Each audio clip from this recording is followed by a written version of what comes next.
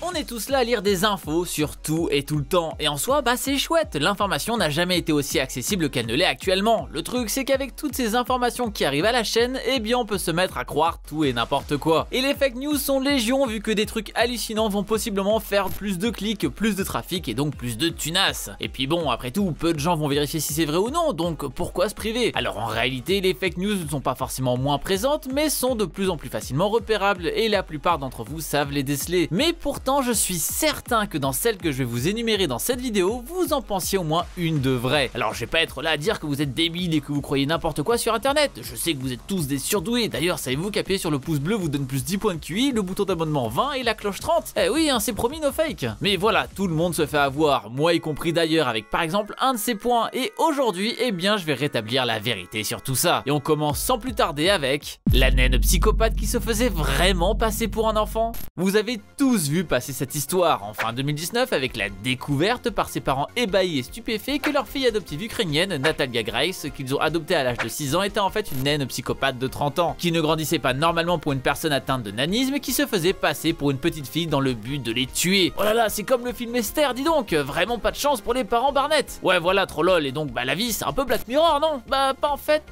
pas vraiment, car en réalité tout ça est complètement faux. Suite à tout ce buzz médiatique, la petite a réfuté être une adulte, sa mère biologique aussi, et au fur et à mesure des fouilles dans cette sombre affaire, on se rend compte de plein de choses. En réalité, elle est bien née en 2003, mais à ses 11 ans, les parents Barnett ont fait changer l'âge légal de leur fille adoptive de 11 à 22 ans à Indianapolis. Suite à ça, ils ont loué un appartement là-bas et l'ont carrément abandonné pour se barrer au Canada. Ouais, super les parents, hein. Et en réalité, pour le fait qu'elle ait une tête différente des autres, eh bien c'est parce qu'elle souffre d'un trouble de la croissance osseuse appelé dysplasie spondylo-épimétaphysère. Oui, j'ai galéré à le dire, mais bon bah ça n'a jamais été une naine psychopathe. Ses premiers parents adoptifs étaient juste d'énormes enfoirés qui ont réussi leur coup car tout le monde y croit. Bref, bien joué à eux, mais bon, tout ça les a vite rattrapés. Aujourd'hui, elle a été réadoptée par une autre famille et en fait, c'est déjà le cas depuis 2016 car oui, l'histoire est ressortie bien plus tard car en fait, les anciens parents adoptifs ont parlé de ça pour gagner de la thune avec une condamnation car tout le monde allait y croire, hein. Et en vrai, ils avaient plutôt bien joué sur ce coup-là. Mais heureusement, certains ont un peu plus creusé l'histoire, même si beaucoup des articles ayant partagé l'article de base n'ont jamais fait la correction. Car écrire naine psychopathe dans le titre, ça attire plus. J'aurais peut-être dû faire ça sur ma vidéo YouTube, tiens. La nouvelle famille a donc demandé de faire des analyses médicales pour bien vérifier l'âge réel de leur fille adoptive, mais évidemment, les Barnett refusent. Bref, la condamnation pour les anciens parents ne devrait plus trop tarder, même si pour le moment, rien n'a encore été prononcé. En tout cas, une sacrée histoire qui malheureusement s'est arrêtée à la partie naine psychopathe dans la tête de beaucoup de gens, et vous allez voir que ça va souvent être ça, des histoires où beaucoup ne se sont pas renseignés jusqu'au bout.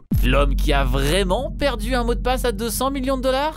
Vous n'êtes pas passé à côté du boom des crypto-monnaies de ce début d'année avec le Bitcoin qui passe de 13 000 $ en octobre 2020 à 57 000 $ en février 2021 avec plein de nouveaux millionnaires. Bien joué à eux et bravo d'avoir senti le filon. D'ailleurs, si vous avez un ou deux Bitcoins en trop sur votre compte, vous pouvez les envoyer à cette adresse et je vous en débarrasserai volontiers. En tout cas, ce qui est certain, c'est que ce gars-là, il va avoir du mal à m'en envoyer car il a tout simplement perdu son mot de passe. En effet, Stephen Thomas, un homme de San Francisco, n'a plus accès à un compte sur lequel il avait reçu un paiement de 7 000 de Bitcoin il y a plus de 10 ans. Il avait tout mis sur un porte-monnaie numérique qui s'appelle Iron Key et a noté le mot de passe sur un bout de papier qu'il a bien évidemment perdu. Pas de chance, hein. Le truc c'est que le bouton mot de passe oublié ça n'existe pas ici, il y a 10 tentatives ratées et bien paf, le compte devient totalement inaccessible et perdu dans les limbes. Et au moment où les articles ont été écrits, il lui restait 2 tentatives restantes. D'ailleurs Chainalysis, qui là pour le coup est une source qui se veut un peu plus fiable, estime que 20% des portefeuilles Bitcoin sont soit bloqués soit perdus. Et ça pour le coup c'est assez effrayant car on s'assoit sur un beau pactole estimé à 200 milliards de dollars perdus dans la nature. Sacré gâchis, hein. Alors pour le coup, il est vrai que beaucoup de gens ont perdu leur mot de passe, comme pour ce fameux Stéphane, et c'est très malheureux, mais d'autres affirment qu'ils n'ont pas perdu leur mot de passe et que c'est le système qui s'est retrouvé totalement corrompu et qui leur a fait perdre leur argent. Notamment Peter Schiff, un économiste américain, avec comme conclusion pour sa perte malheureuse: oh, je savais que posséder du Bitcoin était une mauvaise idée, mais je ne pensais pas qu'elle était si mauvaise. Il explique que son portefeuille a été corrompu et que son mot de passe était donc plus du tout valide. Terrible quand même de perdre de l'argent à cause d'une défaillance système, hein.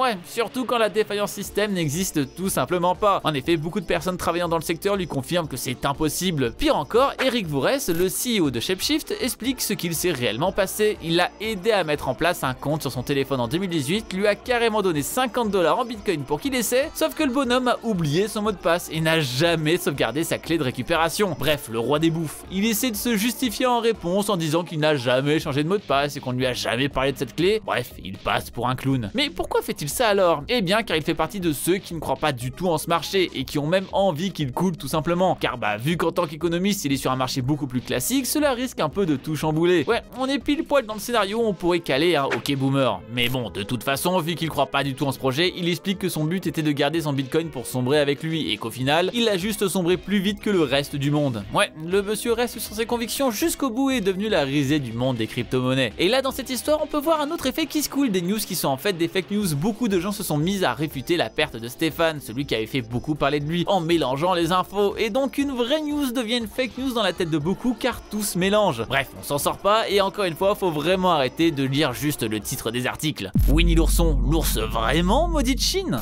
Est-ce que vous savez que certains pays bannissent des produits de façon assez absurde? Que par exemple les Kinder Surprise sont interdits à la vente aux États-Unis car jugés trop dangereux pour les enfants? Eh bien en Chine, c'est Winnie l'ourson qui est la terreur de ces derniers. Mais est-ce vraiment le cas? Il est vrai qu'il y a eu une sombre histoire avec ce fameux ours qui adore le miel. En effet, il a une tête qui ressemble un peu à celle du président Xi Jinping et donc la comparaison a été faite sur les internets assez rapidement, notamment en 2014 avec cette photo qui était comparée à celle-ci avec Winnie et son pote dépressif bourriquet, ou encore en 2017 avec cette photo de lui et de l'ex-président Barack Obama avec cette fois-ci Winnie et son pote sous extat Tigrou. Et bon bah on rigole, mais bah, pas tout le monde, et donc le monsieur Jinping a décidé de bannir l'ourson de ses contrées en bloquant par exemple la sortie du film de Christopher Robin sur l'ours jaune au sein de la Chine. Donc en soi, en plus d'avoir tout fait pour censurer les photos, il y a eu une réelle envie de fermer les frontières pour ce petit gars-là. Et donc qu'est-ce que ça fait dans cette vidéo alors, si tout est vrai? Effectivement, tout est vrai. Jusqu'ici, mettre en titre de son tabloïd Winnie l'ourson banni, bah ça fait vendre, et donc beaucoup de journaux ont continué à faire ça pour les œuvres qui ont suivi. Et en fait, bah y a pas vraiment eu de répercussions futures contrairement à ce que l'on veut nous faire croire. Le premier truc qui a beaucoup été partagé était la censure de Winnie l'ourson dans le jeu Kingdom Hearts 3 sorti en 2019, un jeu où l'aventure se passe au travers des mondes Disney, et en l'occurrence ici au travers de la forêt des rêves bleus, et donc avec Winnie. Plein de journaux se sont mis à partager cette image du jeu avec ce gros nuage blanc au-dessus de Winnie pour faire comme s'il n'existait pas, car il serait censuré. Bah en fait, rien de tout ça, cette image était un Photoshop fait par un site pour dire qu'il pourrait possiblement être censuré du jeu, mais ça n'a pas empêché les journaux de reprendre allègrement cette image et de la partager absolument partout. Alors qu'en réalité, bah Winnie est bel et bien là sur le jeu, comme quoi, encore une fois, l'info a été partagée sans vérification pour faire du clic. Et si on se penche un peu plus près sur l'ourson maudit, on peut voir qu'en fait, bah, il est pas tant que ça. Il y a même une attraction avec comme thème l'accro au miel à Disneyland Shanghai. Sacrée censure, hein. Et si on s'y penche encore un peu plus, on voit que les cartoons Winnie l'ourson sont disponibles un peu partout là-bas. Bref, l'histoire a été un peu beaucoup exagérée. Et celui-là de point, bah, il m'est aussi un peu destiné à ma personne, car j'ai moi-même gaffé là-dessus, notamment avec la partie sur Kingdom Hearts 3 que j'ai partagé sur ma vidéo avec la censure de Google en Chine. J'ai parlé du fait que Winnie était flouté en me basant sur la myriade d'articles sur le net qui le disaient, parce que bah, je me suis dit il y en a plein donc ça doit être vrai. Sauf que le problème c'est que tous ces articles avaient la même source foireuse, et donc bah même en essayant de croiser les sources un maximum, on peut quand même se faire avoir. On est donc jamais trop prudent. C'est pas parce que c'est écrit sur 6 sites différents que c'est vrai quoi. C'est le genre de fake news un peu dans l'entre-deux. L'origine est réelle, mais vu qu'elle l'est, on va se servir de cette aura pour faire avaler tout le reste. Et ça marche plutôt bien en général. Donc morale ici, même si une news peut être vraie, bah toutes celles qui y sont liées ne le sont pas forcément. Et certes, l'histoire de base est assez hallucinante d'arriver à des tels extrêmes, mais là on ajoute encore plus d'huile sur le feu alors qu'en réalité tout ça a déjà été éteint. Bon allez, je rajoute cette photo avant de partir sur le prochain thème, mais avouez qu'il est quand même trop mignon. Ouais bon bah je viens peut-être de me fermer les portes de la Chine à cause de ça, hein.